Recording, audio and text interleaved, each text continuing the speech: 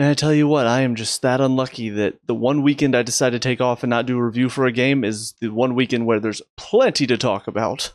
What's up, guys, and welcome to the Blues and Stripes. So today we're going to take a quick look back at the Fulham match, as well as look at our transfer window, because it is officially closed. Our business is done, except for maybe being able to sell a few more players or loan a few more players. But we'll talk about what happened, because I'll be honest, this transfer window went from being really, really good to being just okay by the end of it. But first, let's talk about the Fulham match. I did manage to watch it, kind of. Obviously, I was busy, so I wasn't fully focused on the game, but I did have it on. I was watching most of it, but I can't say my whole attention was on the game, so I'm not able to give it the same type of review that I normally do. However, based on what I saw, it did feel like a game that was pretty much in our control for most of it. First half, we started well, then Fulham stepped up their game. We dropped off a bit. It felt very much like what we saw from a lot of last season, so it was a little concerning. But then we ended the half well. We started second half well. We dominated most of the second half. So on the whole of it, I think we played well. But that first half dip, once again, is very concerning that we seem to still have that in us. And better teams are going to be able to punish us, or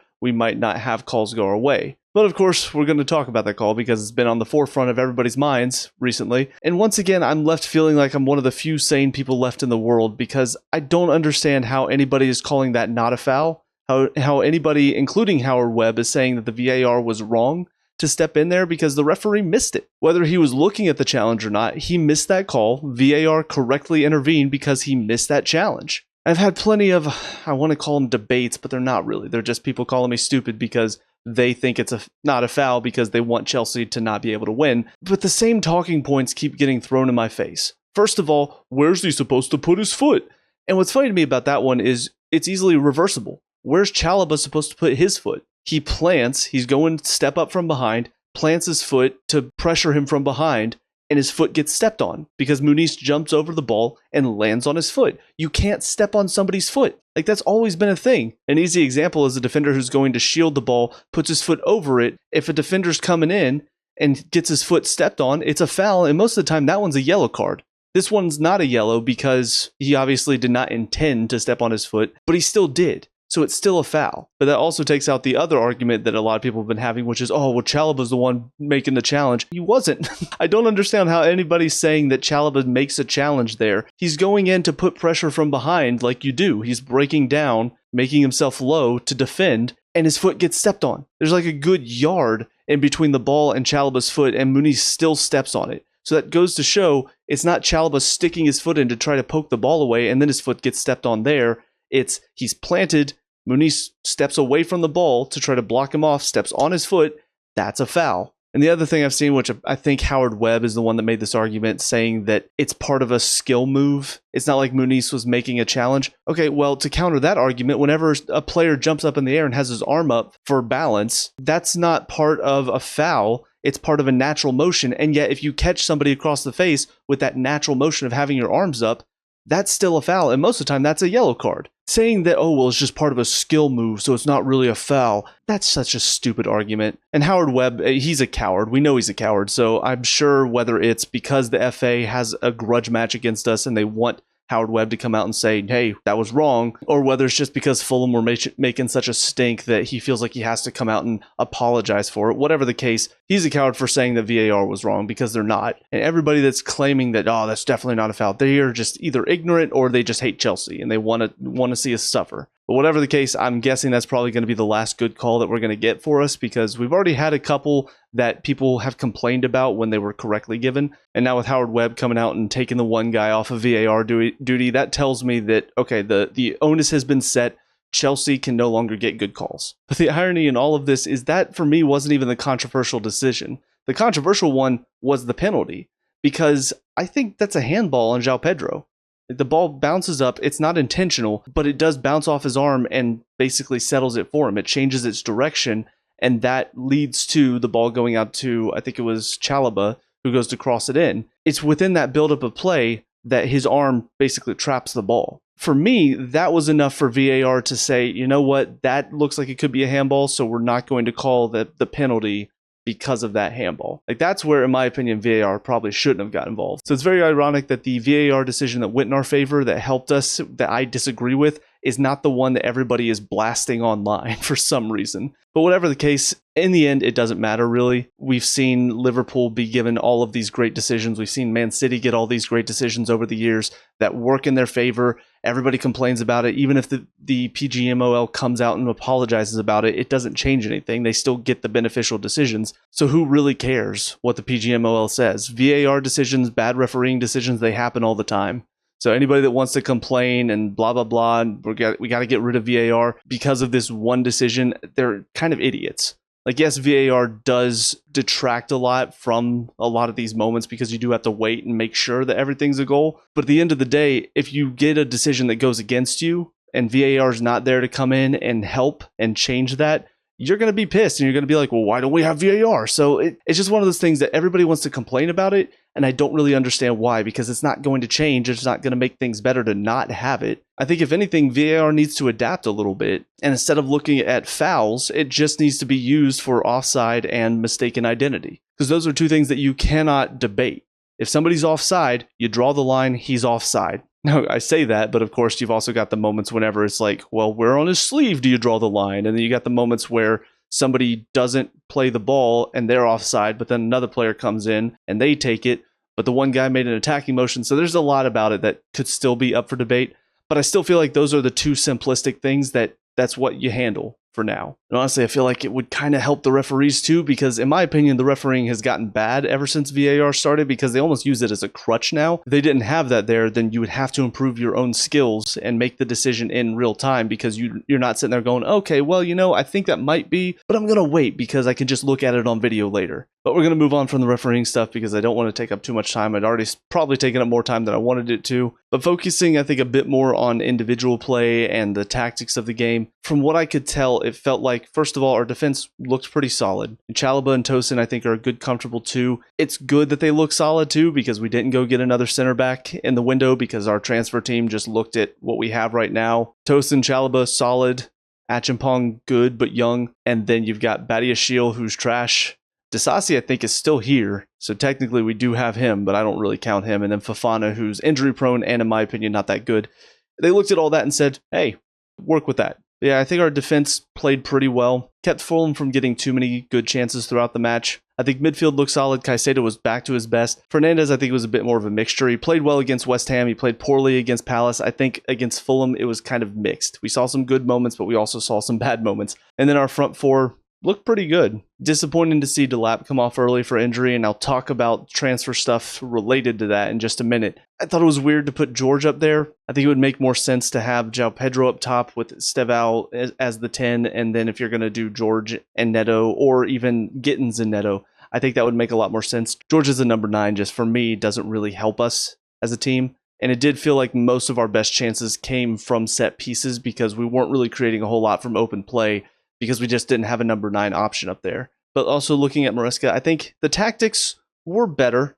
They were not as slow as they were against Palace, even though we were playing maybe a little too negative at times. It still felt like we were moving it quickly. The problem that I had at the Palace match was there were too many moments where we were playing so slow, and Palace just were comfortable defending. We weren't really moving them around. Against Fulham, we did look a little bit more energetic, players moving in and out of positions. Even when we dropped it back to the defense, it was knocking it around to try to come back at them again quickly. So all in all, I think the performance was a lot better for this match, even if we did have that same drop-off that we saw against Palace. But now we can focus on our transfers because the window did end. And first of all, I will talk about the one transfer that didn't happen that I gotta say I'm pretty disappointed with. Now, granted, he could come in, could do a terrible job in this league, and it may end up being where we dodged a bullet. But the fact that we didn't get Xavi Simons, we didn't even offer for him, and then Tottenham come in and swoop.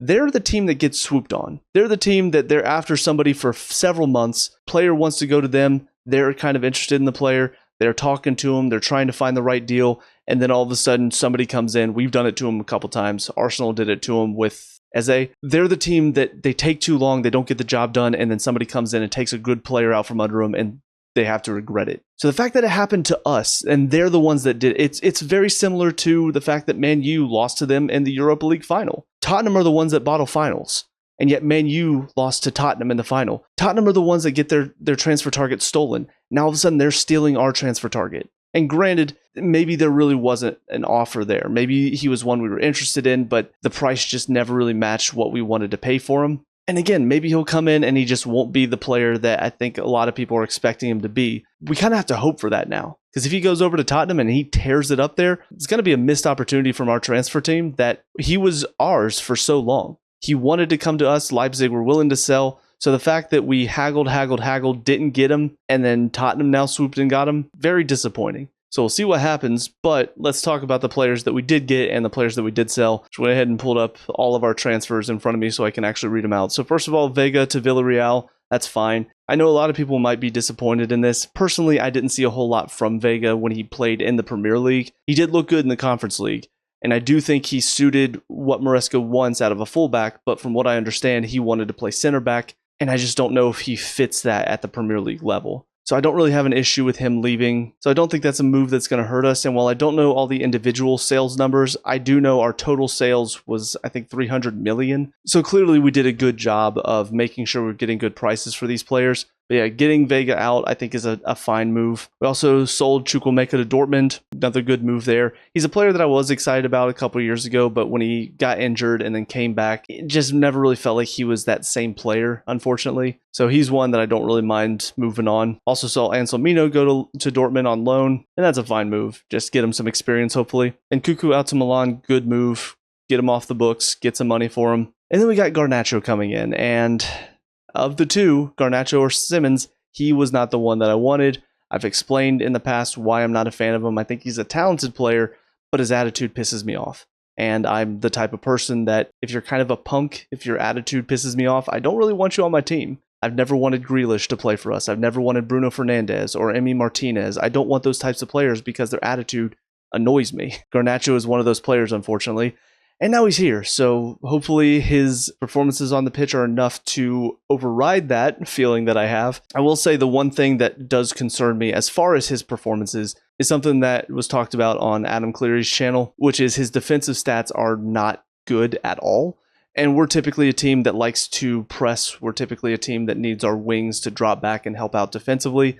So it doesn't seem like he's the type of player that's going to do that. I don't know if Maresca is going to try to get him to, but that's definitely a concern for me because looking at Estevao, looking at Neto, I haven't seen much from Gitten so far, but definitely from those two. They are willing to work back, try to win the ball back, and help out, and that's something that we need. Matos, I'm assuming we sold for a bit of profit. Buonanotte, this one's kind of interesting. I don't know if he's at the level we need him to be, but he might be a good backup option. I think he's one that if we gotten Simmons, I would have been more happy with him going, okay, yeah, he's a good backup option. He can play on the left. I think he can play through the center as well. So he's just a good rotational option to have, especially since we have so many games. Since we brought in Garnacho, I'm just not sure what his potential is going to be here. It kind of feels like Buonanotte is going to be a bit more relied upon. I just don't know if he's capable of being that player that we can rely upon out on the left side. But at least we have some options out there, so we'll see which one of these players, Gittins, Garnacho, Buonanotte, we'll see which one of them can step up on that left side. And at least there's competition, so they'll all be trying to push themselves, hopefully. Loaned out Jimmy J. Morgan. So Mark Guiu, Nicholas Jackson, the next two loans. Guiu was loaned to Sunderland, which I thought was a good move. And then he's brought back. And now he's going to be our third striker option.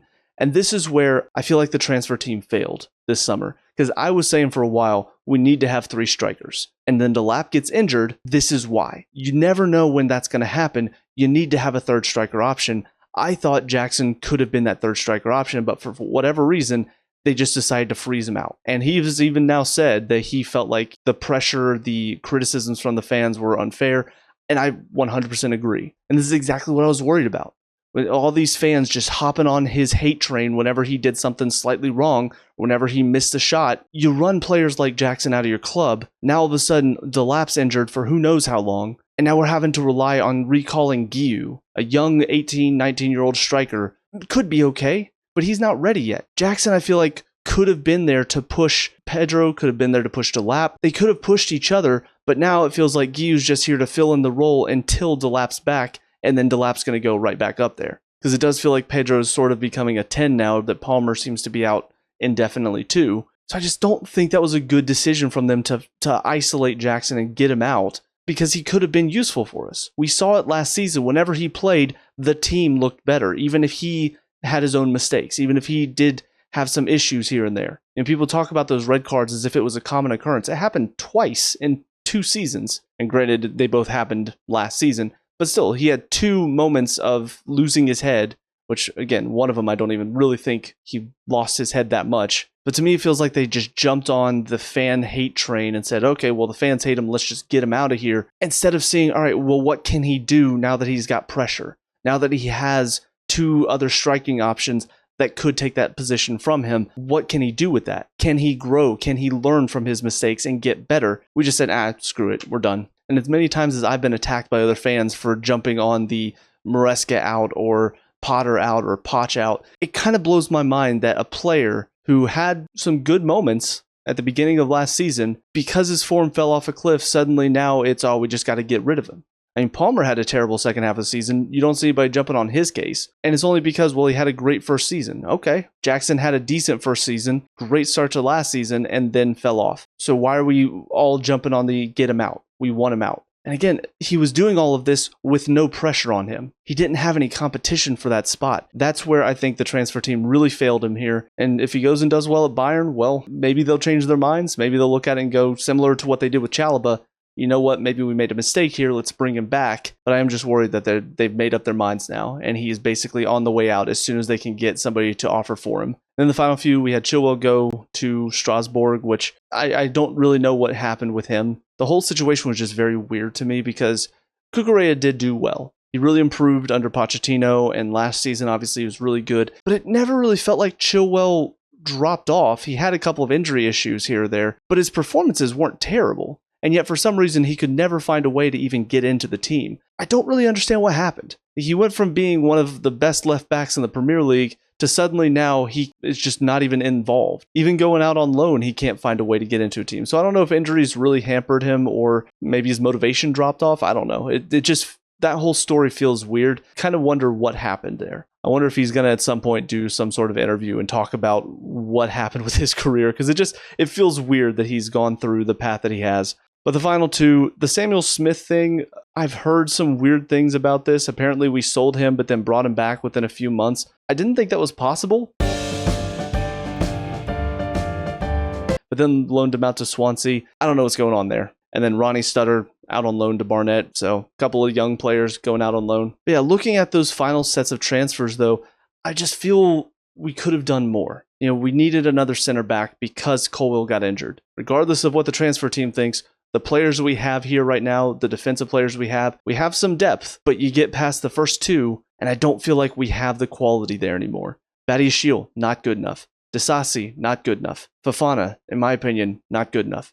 Achimpong, too young. I know some people will say Hato is technically a center back, but he's really brought in to be a backup for Cucurella, so I don't feel like we'll be seeing him playing in the center defense a lot. But I feel like the opportunity was there to go and find a left center back, and not only that, but find one that maybe had a bit more experience, but we didn't do that. Once again, it does make me feel like anytime we're linked with somebody that is a bit more experienced, it's all for show. It's all to make the fans think we're finally looking to break this transfer strategy that basically is just buy young and actually try to bring in somebody who can be a leader here and help these young players grow. It almost feels like it's just to get us excited, and then they change their minds because, well, we don't want to break our transfer strategy, guys. We can't buy anybody over the age of 25. That's our plan. In my opinion, it's just too risky. It's too much of a chance that players could drop off, or maybe their development will not be as successful because they don't have the leadership to help them grow and to help them reach that next step. I don't know. I feel like this season will be kind of the true test to see, are we truly getting better? Are these players that we brought in when they were younger, are they truly improving together like the transfer strategy seemed to suggest they would? Or is there just going to be that lack of maturity that keeps us from getting over the edge and reaching the next level like we all want to? I truly don't know. Reserving judgment until I see, I guess, consistency. Because looking at the board, looking at Maresca, we've seen flashes of brilliance of what the transfer strategy brings, of what Maresca's tactics can bring. But I don't think we've seen it over a long enough period of time to definitely know for sure, yes, this is working. This is what we need to see here at this club. And that's why whenever we do have those moments like the Palace match, there's that worry that builds up because we saw it last season. We saw it the season before. We saw it the first season that Boley and co were here. The immaturity that we have right now brings that lack of consistency that makes it to where you can never really feel truly excited because every match could be the drop off. It could be the moment where everything turns and suddenly we go 10 without a win. And I don't like having that feeling. I don't like feeling every match could be the last time that we see a win for a while. So hopefully we don't see that this season. My personal preference as far as goals for this season would be win a domestic cup, progress deep into the Champions League, definitely past the league stage. Was it Carragher that said we wouldn't make it past that? He's a joker. He's absolutely hilarious in his hatred for us. But I would say in the league, top 4 comfortably. I've said it before. I want us to be first through third, not even close to being out of the top 4. Making a title challenge, not necessarily having to win it, but at least being in and around the picture through most of the season. So fingers crossed. We'll see what happens next. I'll see you guys next week for the preview of the Brentford match. Until then, let me know what you guys think down in the comment section below. What were your thoughts on the transfer window and on the Fulham match? Let me know. We can talk about and discuss all that good stuff. Leave a like and subscribe for future Chelsea previews, reviews, and talks. And until next time, I hope you guys have a great day. And I will talk to y'all later. Peace out.